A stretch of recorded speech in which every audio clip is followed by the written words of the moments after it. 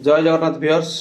वर्तमान आज राति बहुत बड़ खबर गोटे मो हाथ को पाई आसी, तेणु यहाँ मुझे राति भी वीडियो कर मुख्य कारण ए विषय जनवाक जे मधुबाबू पेंशन योजना जो सरकार घोषणा करते 3500 टका भत्ता मिल बर्तमान आर मासटू से भत्ता सब मिलवा जाऊँगी केउ मानक ये भत्ता सब मिल केते टंका मिल केउ वर्ष क्यों क्राइटेरिया मिल विकलांग लोक मिल नहीं। तेणु कौन आग न्यूज 18 ओडिया रे आज कही मंत्री महोदय देखंतु तापरे मु विस्तृत आलोचना करुछि।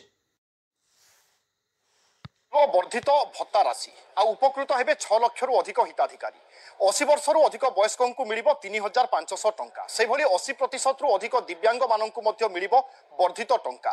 एने सूचना दैछंती सामाजिक सुरक्षा मंत्री नित्यानंद गंड कहते वृद्धा तथा दिव्यांग माननक पई एहा बेस सहायक हेबो सेमाननकु मध्य यथेष्ट सम्मान मिलिबो सेमाननकु आउ केही अनादार करि परिबे नाही। पूर्व सरकार दीर्घ दिनर शासन करथिले भी एभली पदक्षेप नै नथिले किंतु आम सरकार आसु आसु गोटिए परे गोटिए पदक्षेप नेउछंती।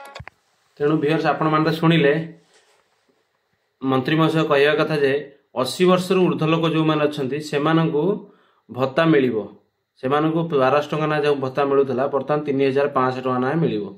तेणु समस्त 6 लाख वर्तमान हिताधिकारी के सेमाने देबे।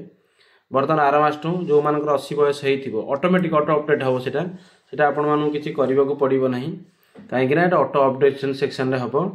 जो मानकर 80 वर्ष हो जाइथिबो 60 वर्ष 62 वर्ष भत्ता पाउथिले आज की 18 वर्ष भत्ता पाइछंती कि 70 75 को माने पाउथिले ए पर्यंत पाइ ने पाउछंती सेमानकू मिलिबो।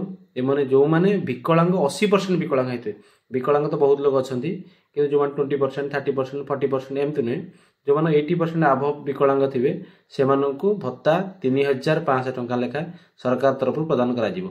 एटा आर मास्टर प्रदान करा जिवो फेब्रुआरी मासरु जेहेतु एटा सूचना दिया जाउची फेब्रुआरी हे पारे मार्च भी हे पारे किंतु जेहेतु सरकार घोषणा करते फेब्रुआरी मास सुधा मिलिबो तेणु मिल जाई पारे कहीं नुआ सरकार बर्तमान सुधा अछंती तेणु माने बहुत बड़ बड़ पदक्षेप नौछंती। तापरे सेइत पई विकलांग 80% जो माने एवं वृद्ध स्त्री और महिलांकर 80 वर्ष ऊर्ध होइतिबो सेमानकु 3500 टका मिलिबो।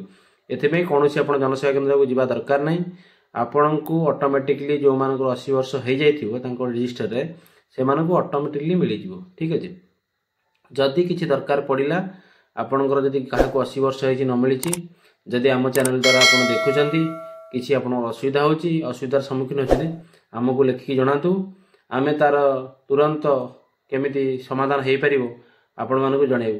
तेणु आम चैनल को जो मान नुआ आछंती से माने आम चैनल को सब्सक्राइब करंतु एवं लाइक करंतु और बेल आइकन दरकी आपनको मतामत हमकु जणातु।